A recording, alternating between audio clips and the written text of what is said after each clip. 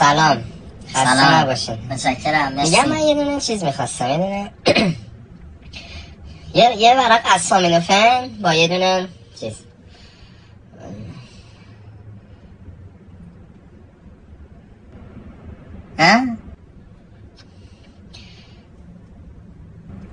این چیه الان؟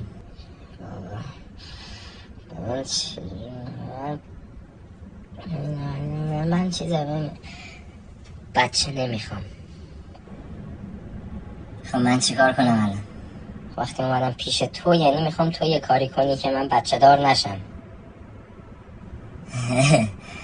نگران نباش، من هر کاری هم کنم تو بچه دار نمیشی، چون جفتمون پسریم.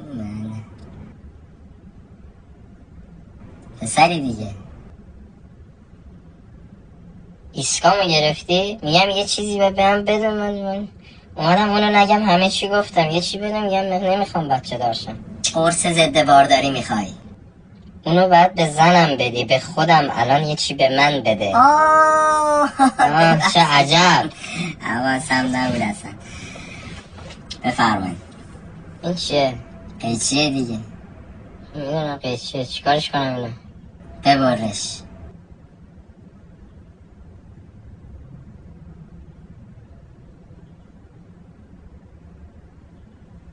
بکن تو کونت. میره چیه؟ کاش بابات میبرید.